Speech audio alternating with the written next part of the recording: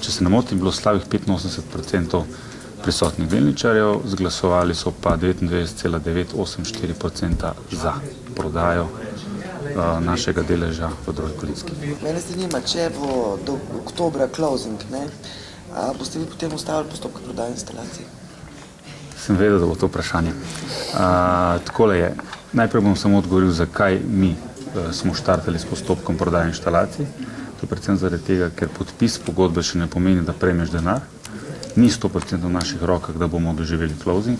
Uprava verjamem osebno, da bo closing, do closinga prišlo, predvsem zaradi tega, ker je družba Atlantik uspešno izvedla dokapitalizacijo v višini 84 milijonov evrov.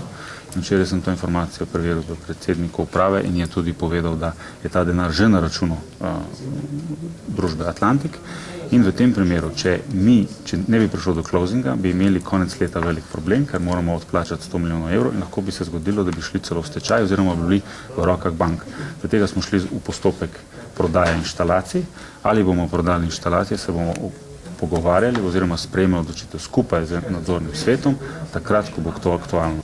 Če smo takšni optimisti, kot ste vi in predvidevamo, da denar pride na račun, ste morda se že kaj pogovarjali z bankami o možnosti prisilne poravnave oziroma začetka pogovorov o prostovoljni poravnavi?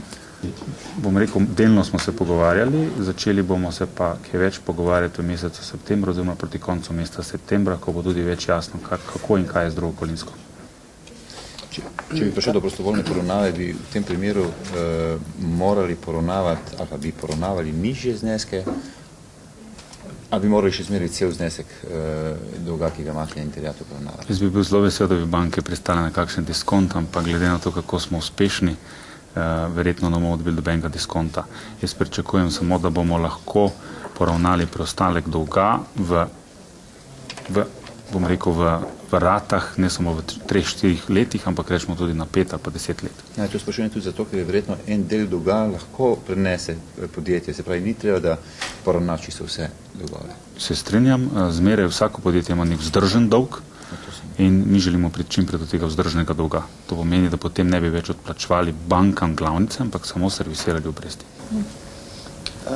Gospod Grošelj, ali se še vedno pojavljajo zahteve, da bi vendarle revidirali en del poslovanja bivše uprave oziroma vlagali kakršnokoli odškodninske tožbe? Na zadnji skupščini, ki je bila ravno zaradi te teme precej burna, so bila ta mnenja jasno izražena, stališča predvsem malih delničarjev. Tako da verjamem, da verjetno te želje obstajajo, konkretno se s tem zaenkrat nismo ukvarjali. Od leta 2006 se predstavniki Vseslovenskega združenja malih delničarjev udeležujemo skupščini Istrabenza. Bile so bolj in manj optimistične, današnja je bila seveda zelo pomembna, šlo je za prodajo pomembne naložbe Druge Kolinske. Zastavljenih je bilo nekaj vprašanj delničarjev, tudi gradiva in predlagani sklep so člani strokovnega sveta združenja temeljito pregledali in se pozitivno opredelili do tega vprašanja. Hkrati pa je bilo izpostavljeno vprašanje vezano na prevzem in iztisnitev malih delničarjev z Druge Kolinske. To je bilo upravljeno v letu 2006-2007. V okviru združenja in tudi strokovnega sveta so aktivno vključeni tisti predstavniki, ki so sprožili tožbo za sodno preveritev primernosti denarne odpravnine. Zdaj je na Vrhovnem sodišču in zastavil sem vprašanje, ali to kakorkoli spremeni okoliščine, glede na to, da je takrat iztisnitev izvedel Istrabenz po 16 evrov, glede na kupnino in glede na pogovore in pogodbe o prodaji Druge Kolinske. Tako da sem želel pridobiti eksplicitno odgovor in s tem v zvezi je bilo pojasneno, da rezervacij iz tega naslova ni bilo in jih Istrabenz nima, medtem ko na drugi strani čisto v pravnem kontekstu zadeve ne bi smele predstavljati kakšne spremembe.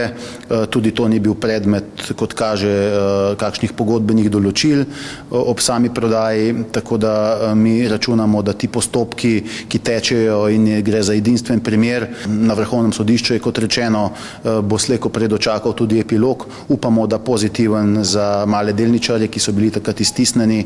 Prepričani smo, da tisti argumenti, da je bila odpravnina prenizka, držijo.